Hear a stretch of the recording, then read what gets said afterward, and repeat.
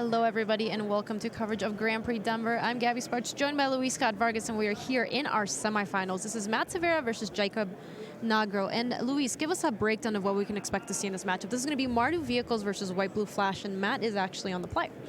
This is a matchup that Matt likes. He's got an aggressive deck, which is well poised to get under the blue-white flash deck and make cards like Spell Queller a little less effective than they would be otherwise.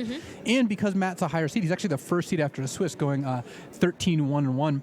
He's able to be on the play, which makes his start of Toolcraft Exemplar into Smuggler's Copter especially threatening. So Matt Severa with the Toolcraft Exemplar and the Smuggler's Copter. On the other side, we have Jacob with a Thraben Inspector and another Copter too. So yeah, Matt with a bit of an explosive start here, especially being on the play. Though the fact that Matt played an Ether Hub means that he doesn't have any lands that produce white mana naturally that were untapped, so it does limit how many lands he could possibly have in his hand. And I wouldn't be surprised if he had a land light hand overall. It is possible that the Smuggler's Copter can help him find that necessary land, so he's discarding Veteran Motors there after that loot. He's found a Harness Lightning to kill that Copter that attempted to animate and block. That was a very good exchange for Matt. He was able to not only kill the Smuggler's Copter, denying Jacob a loot, he was able to get in with his Copter and then actually use his mana very efficiently. Yeah, he even got to follow up with an Inventor's Apprentice. And see here, Matt played 1-drop, 2-drop, 2-drop plus 1-drop, and he's, as a consequence, very far ahead on board. Yeah, Jacob on the other side with only one Thraben Inspector and currently nothing on 3. If you're Matt, are you worried here about Spell Queller, etc.? I would definitely be looking at Spell Queller or perhaps Stasis Snare. I wouldn't be surprised if Stasis Snare was the play. And that's exactly what's going to happen. So Stasis Snare attempting to target that Smuggler's Copter. And I'm not surprised because I predicted it. Yes, you did. Congratulations. I don't think Matt's surprised either because there are only really two possibilities here. And the fact that Jacob had one of them is just not something Matt should have, been astonished by, because there's not that many ways that Matt ends up on the bad side of this. Though the fact that he didn't play another artifact before attacking means that Toolcraft Exemplar doesn't get the bonus here. Yeah, because Jacob specifically, I believe, pointed it out in response to the bonus. All right, so the Smuggler's Copter's out of the picture now, thanks to the Stasis Snare. That was a pretty good way to halt Matt's offense, and Matt does not have access to untapped white mana this turn. This is where he was talking about how some of, these fast lands can sometimes be really punishing to the mana base because you have stuff like this, And the way that the Mardu vehicles, especially since Matt, despite being Mardu, is actually splashing blue. Blue, yeah.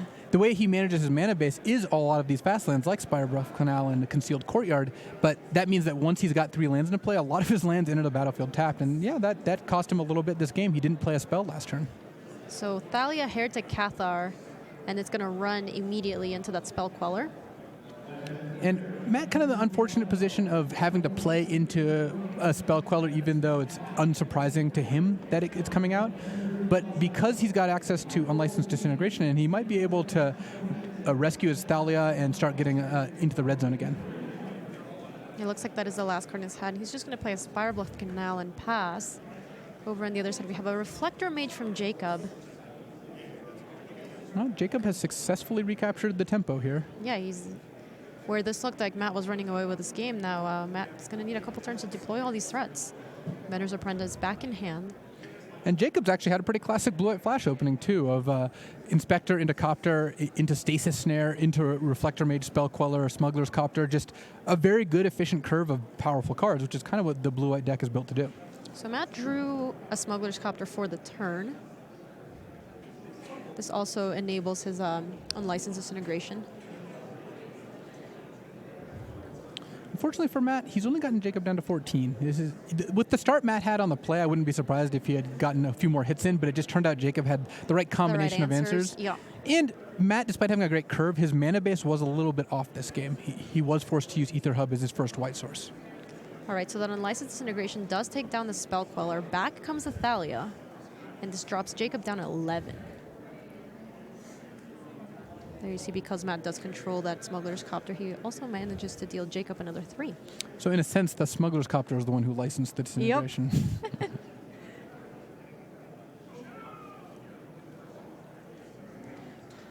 And the reason Matt has Spirebluff Canal in his deck is for Ceremonious Rejection in the sideboard, which is how he combats decks like Aetherworks Marvel. Are there any other blue cards Or any other reasons for him to play blue? Nope, just the ceremonious rejection. So he plays them off of the hubs, the hubs and the Spire Bluff Canal Caravan? and the Yep. Cultivator's Caravan, exactly.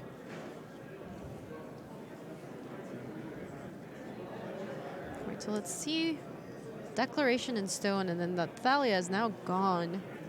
Matt does get a clue out of the exchange. The Raven Inspector getting into the Smuggler's Copter. Copter attacks. Jacob gets to loot. Pitches that Planes, and then Smuggler's Copter to follow up. So Jacob would really love to find a creature next turn so he could send in both his copters. But even if he doesn't, the fact that he's going to get to send in one, loot, and then have access to 2 cards total means that he's likely to be able to advance his board. So Matt cracking that clue, drawing a card. Inventor's Apprentice, it's getting into the Smuggler's Copter. And this is something we'll frequently see, is smugglers' copters flying past each other. Because you don't want to be the person who leaves yours back to block and then gets hit by a removal spell, so you have incentive to attack while your opponent's tapped out. So you end up, both players just kind of zipping past each other and getting in this race, even though the person at a lower life total may have incentive to block. It's just so punishing if your copter gets removed. And Matt was able to loot into something pretty cool here. There's a Scrap Heap Scrounger in the graveyard now. Which is exactly where Matt wants it to be. It's like he essentially drew an extra card off Smuggler's Copter. Jacob playing nothing, and Matt bringing back the Scrounger, exiling one of his creatures from the graveyard. And on top.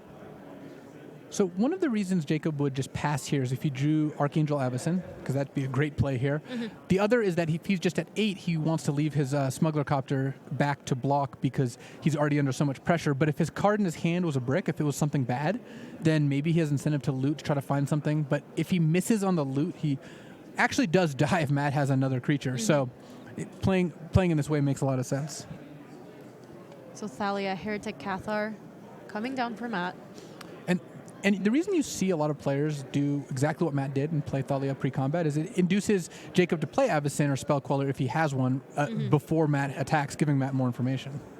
So Inventor's Apprentice getting into the Smuggler's Copter, and the Scrap Heap Scrounger also attacking. Matt gets to discard an Ether Hub. Inspector jumping in the Copter. So Copter on Copter is a block. They are both going to go down. And the Scrounger gets to get in there for 3. That was a decent exchange for Jacob. He took 3 damage going down to 5. I mean, he's not happy about that. But he has 2 Smuggler's Copters and only 1 crew member. So trading one off and getting a loot out of the deal, pretty good for him. A Toolcraft Exemplar is a follow-up from Matt. He has no cards in hand anymore. Yeah, but Matt is crushing on board here. Jacob looked like he was pulling ahead in the mid-game, but the last couple turns, Jacob hasn't added anything to his board, and Matt's been playing a solid 2 spells a turn.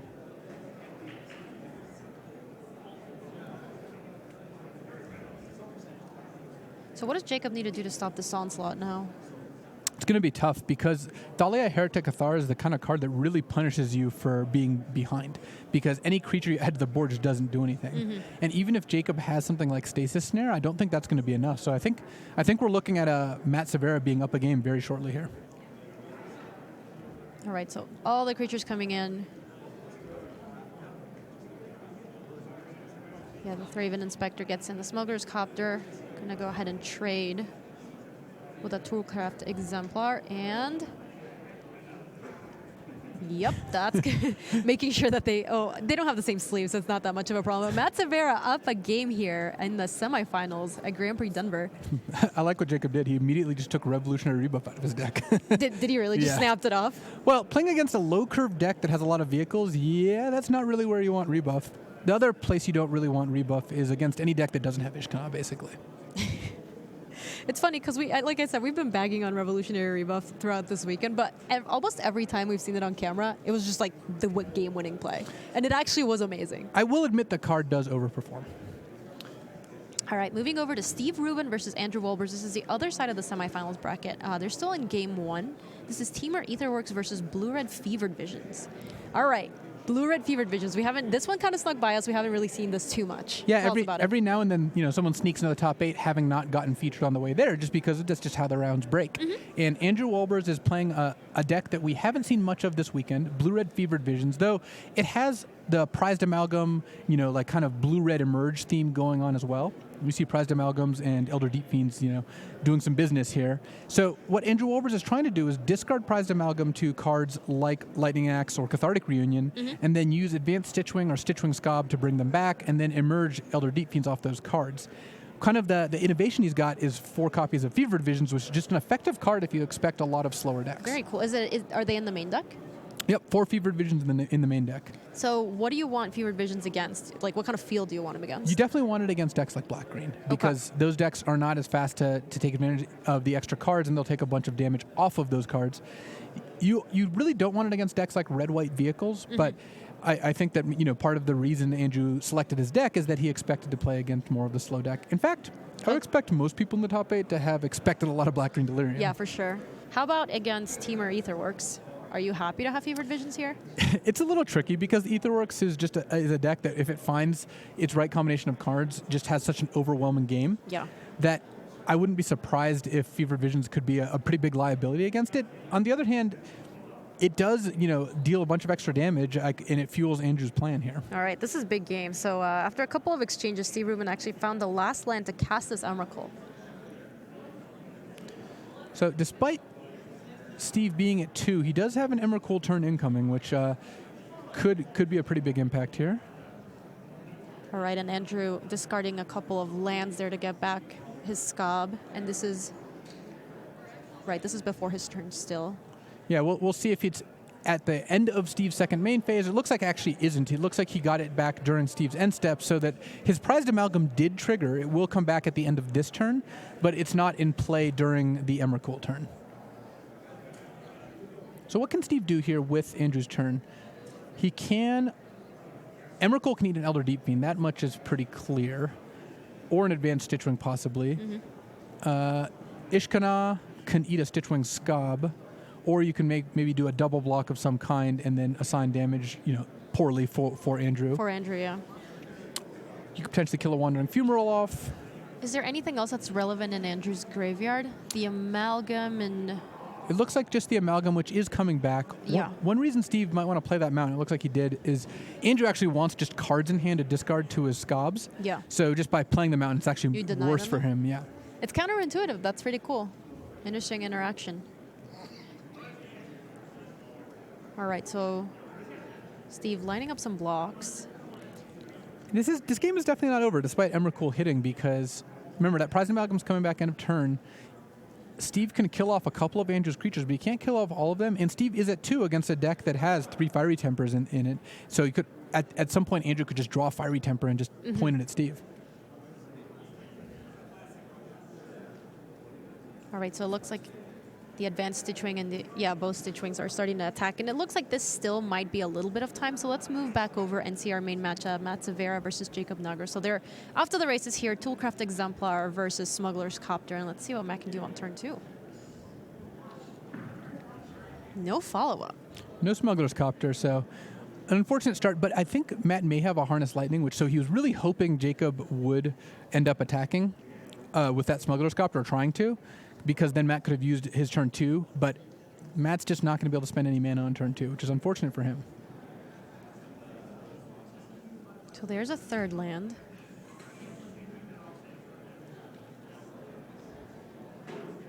If you're Matt, do you try to force the issue here on what seems like could be a Spell Queller?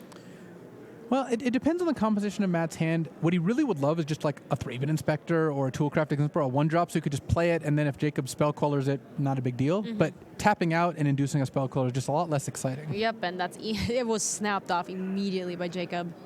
Oh, he didn't go in the tank on that one. Yeah, definitely not. So Cultivator's Caravan attempts to be cast, Spell Queller gets in the way. And now it's back to Jacob. And that also stops Matt from attacking that turn, too. Yeah, so Matt played his Cultivator's Caravan pre-combat in order to get the Toolcraft Exemplar bonus. The downside is that when he got Spell Quellered, he actually missed out on a point of damage. All right, so Gideon now for Jacob, and it looks like he's starting to pick up the pace over here. And this is what the Blue-White Flash deck does. He went from having just a Copter in play to now having 4 relevant permanents in play between the end of Matt's turn and the start of his turn, because, or the end of his next turn, because Spell Queller into Gideon is just such a swing.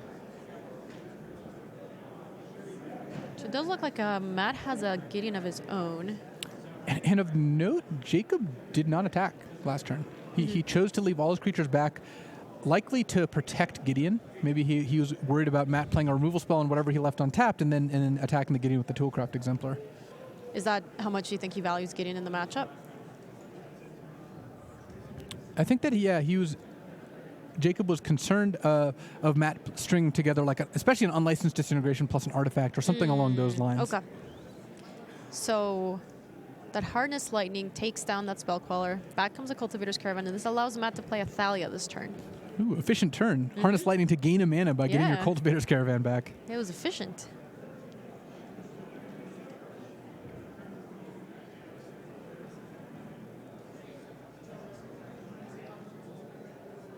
Jacob's still in pretty good shape, though. Having an active Planeswalker out for multiple turns is very powerful. Yeah, and Reflector Mage comes into play tad, but does get to bounce that Thalia.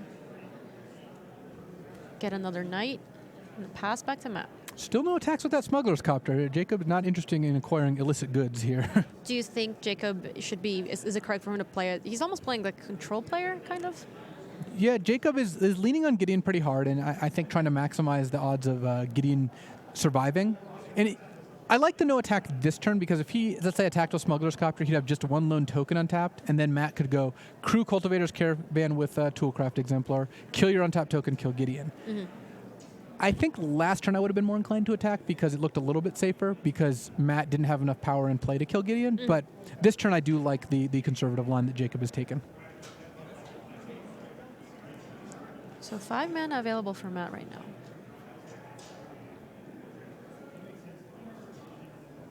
If you're Matt, how much are you trying to prioritize killing that Gideon? Well, that would be the most important thing going on right now.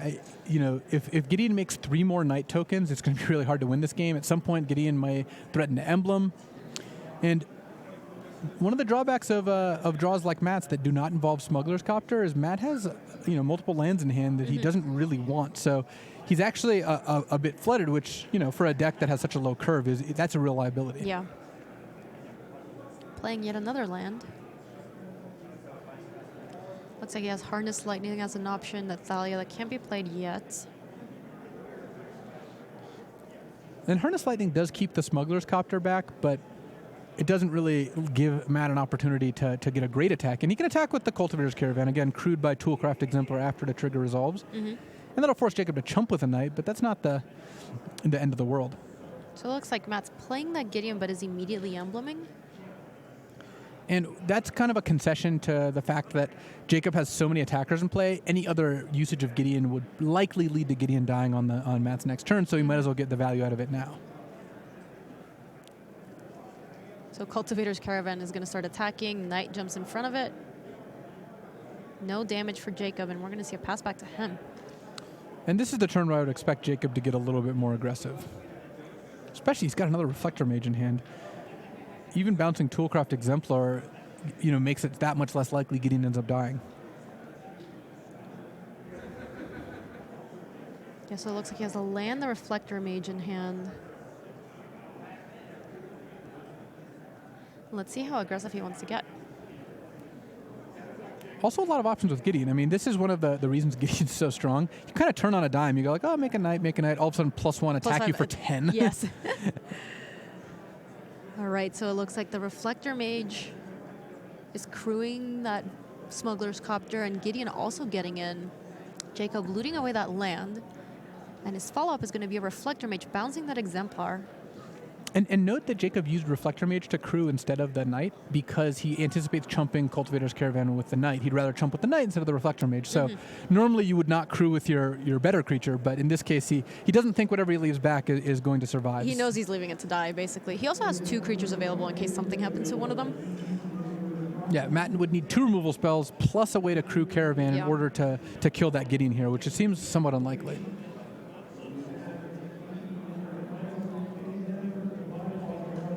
I guess Toolcraft Exemplar would be the best way, but obviously can't be played right now.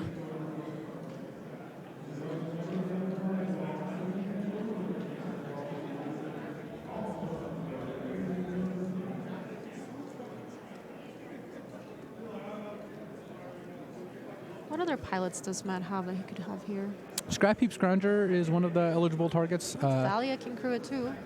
Yeah, the Thalia that took a hiatus thanks to Reflector Mage, but she's back now. Yeah, she's getting in, attacking, and there you go. That knight is under the bus. Jacob is very close to lethal here. He actually has exactly lethal if Matt has no removal spells. Of course, we know Matt has a harness lightning. Yep. So what's the punishment if Jacob goes for lethal and Matt does kill the smuggler's copter? Matt falls to 3, but then Matt gets to kill Gideon on the backswing. So that is a risk. Oh, also, it's going to be very difficult to crew smuggler's copter with a new creature, thanks to Thalia. So that actually wouldn't even. It's not going to be easy for Jacob to assemble enough damage anyway. All right, and that harness lightning is going to take down that smuggler's copter. Looks like the reflector mage now out of commission because he did jump into the helicopter. So the options are still Gideon. Oh, is this an Archangel Avacyn? Yeah, it's coming into play tap, but it's going to protect the smuggler's copter. Yeah, that's a pretty decent play for Jacob. It just adds to the board and makes his attack that much more effective, though. It looks like he's decided not to attack with the smuggler's copter.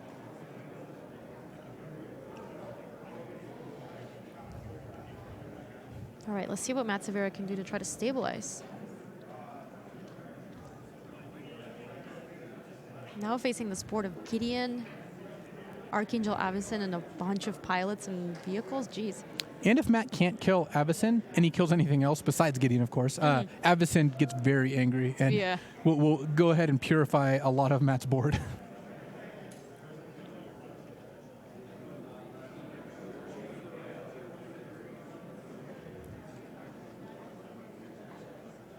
So Matt, just trying to navigate this game. Because Jacob left Smuggler's Copter back, he's got essentially 2 blockers for Gideon. So he can't block 2 creatures at the same time. Sure. But let's say Matt attacks Gideon with Cultivator's Caravan. If he doesn't do anything, Jacob just blocks with Reflector Mage. If he kills the Reflector Mage, that'll crew the Smuggler's Copter, leaving another blocker. So Gideon has been very well protected throughout the course of this game. It would be good jukes.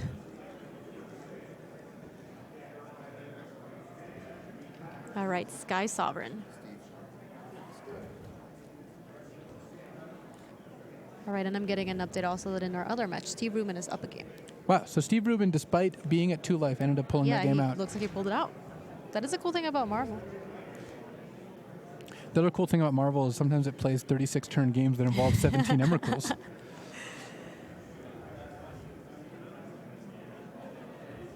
So Sky Sovereign and a Toolcraft Exemplar for Matt.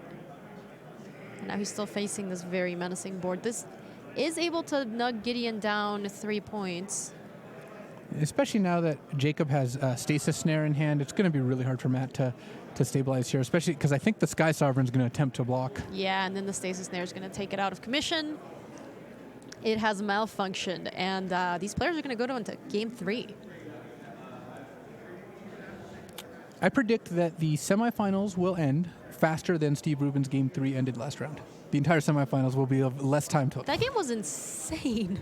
It really was. So if you missed Steve Rubin's Game 3 last round against Michael Snyder, I would recommend going back and watching it. It is a beauty. It was a Marvel, almost Marvel, because Steve Rubin's build is a little bit different, but it was basically Marvel on Marvel, and yes, I don't know, maybe 5 Emrakul turns are digging, so maybe more? I think the number I heard was 5. But either way, every time I looked over, there was an Emrakul on each side. There was a World Breaker. There was a Nissa and a Chandra. And you could just name cards at random. They'd all be on the board. Oh, yeah. For the whole game somehow. All right, so moving over to Steve Rubin versus Andrew Wolbers. Once again, Steve, as we mentioned, is up a game here. This is Temur Aetherworks versus Blue-Red Fevered Visions. Not a deck that we've seen very much of. Looks like, so far for Steve, only a Tireless Striker that has died. And it's kind of interesting that Andrew would have Kozilek's Return in his deck post-board, but I wonder if that's a prediction of Tireless Tracker coming in plus wanting to deal with Servant of the Conduit. It looks like that Cathartic Reunion wasn't able to discard anything too valuable for Andrew. Just another Cathartic Reunion and a Lightning Axe. Yeah, which is not what he wants to discard. He wants to discard 2 Prized Amalgams or a Prized Amalgam and a Stitchwing Scab and really get in there. Vessel of Nascency for Steve. But looking at Steve's mana, he's unable to crack Vessel this turn, and there's not a whole lot he can play with 1 blue and 1 red mana, so the fact that he's playing 3 colors costs him a little bit here. I wonder how often the 3-color mana base hurts him more than it helps him. Obviously, he's been on an amazing run this weekend. Well, some of the blue cards he gets, like Ceremonious Rejection, one of which he has in hand, by the way, can be quite valuable against cards like Elder Deep Fiend or opposing Aetherworks Marvels. So how do you feel here if you're blue-red fevered visions and you're just hard casting Stitchwing Scobs? Not super happy about it. I'm not going to lie. You're playing a 4-mana 3/1 flyer, which is like a decent card in draft, but not outstanding. Limited All-Star, have some respect. Yeah, but sometimes that's what you got to do. And when you have a synergy deck like Andrew does, part of the price you pay is that when you draw your cards not in the right combination, you end up with cards that are somewhat underrated. So Vessel of Nascency, and Steve's going to take a forest from it. Yeah, he's got multiple copies of Aetherworks Marvel in hand, so he just needed lands there. If you're Andrew, you're just getting the read that Steve must have some Marvels in hand already, because he just milled one too. When your opponent uses Vessel, doesn't pick up Marvel, and instantly bins it for a forest, yeah, I would go ahead and start assuming that they've got Marvels in hand. It's like when your opponent snaps off Fragmentize on your Vessel of Nascency on turn 1. Yep. Going post-board, though, how does Andrew battle against the Aetherworks decks? He's got Ceremonious Rejection and Negate, so he's got a combination of counterspells that will help him prevent Aetherworks Marvel from resolving, and I wouldn't be surprised if he had one in hand. He's drawn a bunch of extra cards off of Cathartic Reunion. So these are some better things to discard and also emerge. Elder Deep Fiend tapping down Steve Rubin. Oh, and a Ceremonious Rejection is able to prevent that from happening, and here we see the power again of Teamer being played by Steve. Well, that island paid him back pretty quickly here. That Amalgam does get to come back for Andrew. So Andrew can now start clocking Steve. He's got a Wandering Fumarole. If he wants to send that in as well, he can start hitting for 7, but that's not going to be fast enough to outrace Steve playing Aetherworks Marvel, then untapping, and then playing something to gain energy if Steve has access to those cards. Who do you think is the aggressor in this matchup? Overall, Andrew's going to try to beat Steve before Steve really gets his game going. Though the Elder Deep Fiend is a very powerful card. It can swing games, even ones that Emrakul comes out.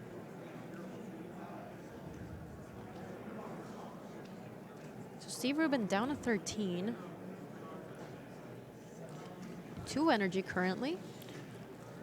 We know he has a Marvel and 2 Marvels in hand. So if Steve plays Marvel this turn, and then next turn plays Servant the Conduit, he goes up to 5 energy, or he can cast Harness Lightning and then just choose not to use and go up to 6 energy. He could also play Chandra this turn. He'd have to use an energy on the Aether Hub, but if he plays Chandra and kills the Prized Amalgam, it forces Andrew to either attack with Wandering Fumarole or just let Chandra live. This match is still going to be a while, so let's go back and take a look at the very end of Matt Severa versus Jacob Nagro, and then move back there if they're still going. Once again, this is Game 3 here for Mardu Vehicles versus White Blue Flash, and looks like Toolcraft Exemplar and Thraben Inspector, Smuggler's Copter for Matt Severa. So he's off to the start he wants. Yeah, that one of the reasons to play Mardu Vehicles is literally the start. Toolcraft Exemplar and the Smuggler's Copter, you played a 3-power creature on turn 1 and a 3-power evasive creature on turn 2. We didn't actually get to take a look at what happens to them post-board. What do you think happens to both these decks? Jacob gets Fragmentize, which is clearly a good addition against the Vehicles deck.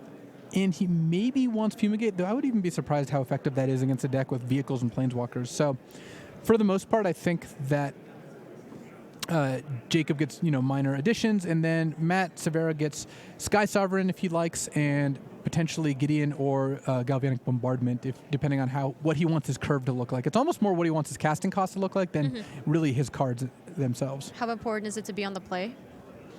It's pretty big. Jacob is playing cards that really get him back from being on the draw, like Reflector Mage, but being on the play means that Toolcraft Exemplar just gets a lot more room to maneuver here. So Matt playing that Veteran Motorist and got to scry. He actually scried both of them to the bottom. On the other hand, we have Jacob, who played a Selfless Spirit and is missing land drops. Yeah, that's going to be tough because Matt's on the heels of a very good draw here, and Jacob is missing land drops. So it's hard to fight the draw Matt had when you're on the draw. When you miss your 3rd land drop and you can't play your best cards like Reflector Mage, it's nearly impossible. Also, now with Thalia in play, any of these creatures are coming into play tap. I guess Smuggler's Copter doesn't. Well, Vehicles get around Thalia quite nicely. Yeah. You get to play it. It's not a creature, so it doesn't enter the battlefield tapped, and then it gets to be crewed, but not in this particular case. All right, so Veteran Motorist in that helicopter, Thalia getting in there as well. Yeah, Matt is just running Jacob over here. Fragmentize killing Smuggler's Copter was like one of Jacob's last hopes to assemble a blocker this turn. Matt smashing for 6, getting to loot, probably advancing his board here. He looted away a Gideon, too. Yeah, that is just really bad news for Jacob. Jacob drawing. The Thraven Inspector getting in front of that Thalia. And there's a handshake, and Matt Severa moves on to the finals here at Grand Prix Denver. Congratulations to him, and also congratulations to Jacob. Very, very good weekend. We'll see him at the Pro Tour. Yeah, great finish, top 4 in a Grand Prix. Got to be happy with that result, even if you would have liked the trophy at the end. All right, so now it's time to move back and see what's going on between Andrew Wolber and Steve Rubin. Now this is Game 2 for the players. This is Team Our Etherworks versus Blue Red Fevered Visions. Let's see what's happened since we left this game, since we were here a little bit ago. Well, Steve up to... The servant is on the stack. Yeah, and it looks like, unfortunately for Andrew, he hasn't actually advanced his board at all. He still just has that one prized amalgam in play, whereas Steve now has a Marvel Chandra, 2 Servant of the Conduits. That cannot be good news. And Steve had 4 energy and a Marvel in play, so he's able to activate it soon. We could be very close to just being in the finals here. Yeah, it looks... Because I think Steve's going to get a Marvel activation quite soon here. So Elder Deep Fiend emerging out of that prized amalgam. Flashing back Kozilek's Return. Tapping down the Marvel, the land, and a couple of... I think he might have tapped the Chandra. Oh, really? It looked like he pointed at her. I don't know if he actually might did. As well. But relevantly tapping the Marvel and the untapped Mountain. See what Steve's response is here. Yeah, he does have a Harness Lightning if he wants to try to use it and just get energy. You think it's worth it for him to try to spin the wheel now? I don't know if the Servants of the Conduits were both played this turn, because he jumped in the middle. That's true. If they're both summoning sick, if Steve played both this turn, then he won't be able to cast Harness Lightning. Of course, if one of them is active, then yeah, casting Harness Lightning. Yeah, it looks like that one has come on a previous turn. Steve verifying the timing of this. Yes, so the Servant, it looks like it's been around for a turn. Yeah, uses 1 energy to cast.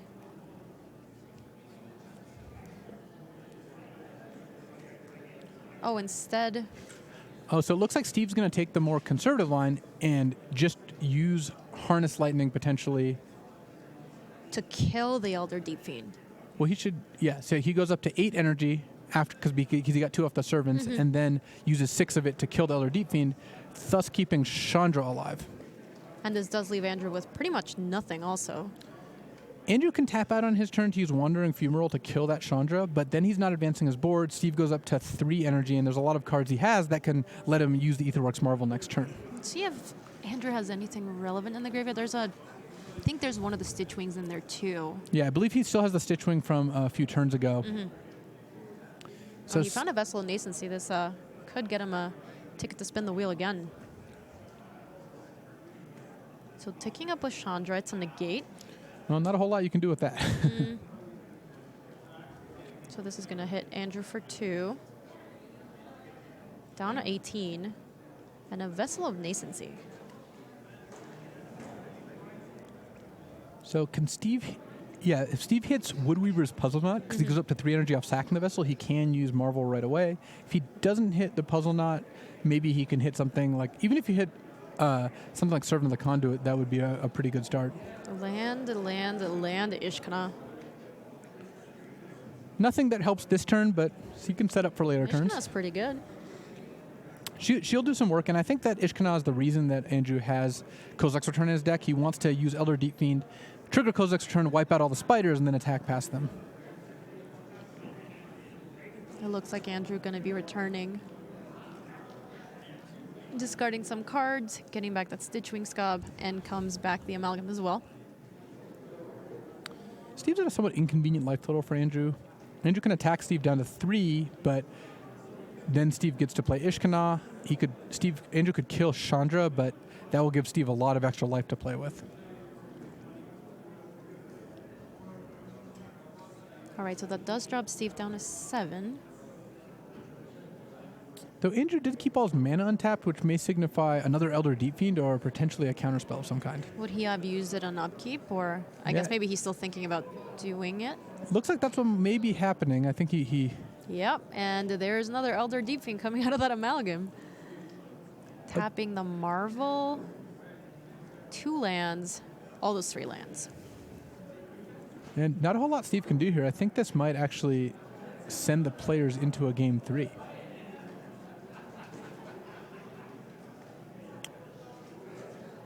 Because Steve can if he needs to draw Ether Hub, because if he draws Ether Hub or a Tune with Ether, he can +1 Chandra and play another Marvel. Though actually he can just play Ishkanah this turn as well. He's playing Ishkanah. He's using the mana from Chandra. If Delirium is online, and it is. Yeah, that'll definitely buy him another turn. So we're not out quite yet. Chandra saves the day once again. Steve also very close to using Marvel again there, by the way, because he could have played another Marvel, gotten 2 energy off playing the Marvel, so he would have just been 1 energy short. So again, a Tune or another Ether Hub would have done the trick. And if any of these spiders happen to die in this turn, he'll also have a chance to do that next turn. Steve's very happy with this play now. Just the Elder Deep Fiend coming in. If you quadruple block, there's just really no outcome that seems bad because you're getting a bunch of energy off your spiders dying. No matter what, yeah. And you're taking out the Elder Deep Fiend here. All right, so it looks like the family's getting in front of this Deep Fiend. Yep. No fear. So, See if there's anything that Andrew wants to do in the face of this. Looks like Ishkanah was assigned first, so she goes down, and so does the Elder Deep Fiend. All right, so if you're Steve, you're feeling pretty good about this whole exchange, right? Yeah, he needs to just draw a way to generate 1 energy, and he can use Marvel again because the 1 in his hand represents 2. And he gets an extra look because of the Chandra plus ability. So he didn't draw a way to produce energy then. He drew a land. And Steve verifying what exactly, what are the scary things that are going to jump out of Angel's Graveyard this turn. He does get another chance to look at another card with Chandra taking up. He could, if he wanted to, minus Chandra on one of his spiders and then play a Marvel. But I think looking at an extra card is just more profitable overall. How about Emrakul? One of the few cards Steve can't really do anything with. Just not quite enough mana. Yeah, so away it goes, and this drops Andrew down to 16. So another 4. And it looks like Steve wants to cast this Marvel. The Marvels legend rule each other out. This does increase Steve's energy up to 5. Looks like Andrew was willing to pay 1 mana to prevent Steve from gaining 2 energy. Not a particularly exciting play, but sometimes you gotta ceremoniously reject. Yeah, he didn't really know other options there. Yep. Steve's still on just 4 counts for Delirium, it looks like. It's tough though because he knows Steve has 2 chances each turn to try to find a way to produce 1 energy, or well, I guess in this case now 3. Steve has a lot of ways to get that energy. Also, if Andrew wants to win the game, he has to attack past these spiders unless he's counting on drawing another Elder Deep Fiend. So those 3 spiders will give Steve the 3 energy he needs to use Marvel. All right, so it's this time she's ticking down, taking away that Stitch Wing Scob.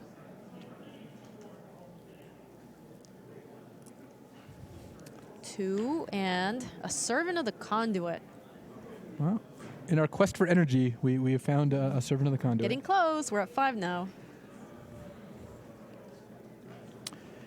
And part of the reason Steve may wanted to kill the Stitchwing Scob is that it could have prompted Andrew to play Elder Deep Fiend then, and then Steve could follow it up with Servant of the Conduit. So he would make Andrew play it at a less optimum time. Just force the issue at that moment. Yeah. So it does look like Andrew is going to get that Stitchwing back as well as the prized amalgam. Oh, we're going to see a Marvel spin. That prized amalgam is coming in. All right, so it looks like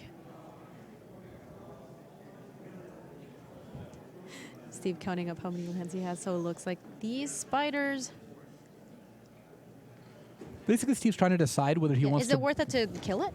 Whether he wants to, whether he wants to either kill it with the 3 spiders or use Servant of the Conduit. And presumably losing a spider is less valuable, so I would imagine he'd want to keep Servant of the Conduit. Yeah, it looks like the 3 spiders are teaming up. Take down the amalgam, and away goes one of those spiders. Up to 6 energy now. Steve spinning at the end of Andrew's turn. The 6 energy didn't last long. Yep. And I think there's an Emrakul there. That's what it looks like. Yup. Emrakul, the promised end. It's not often Emrakul gets to attack before the extra turn trigger happens, but in this particular case, Steve's going to untap, get to attack the Emrakul, then control Andrew's turn. It is pretty cool to see when the Aetherworks Marvel players choose to activate their Marvels. Yeah, there's a bit of calculation that goes into it. Though actually, depending on what Steve does here, Andrew might not even live long enough to have Steve take his turn. So if Steve attacks with everything, Andrew goes to 3 off Emrakul, blocks Spider and Servant of the Conduit, goes to 2, and then gets killed by Chandra. I think Steve can just send everything in. So taking up. Maybe. Yes, ticking up. And Evolving Wilds. That drops Andrew down to 14.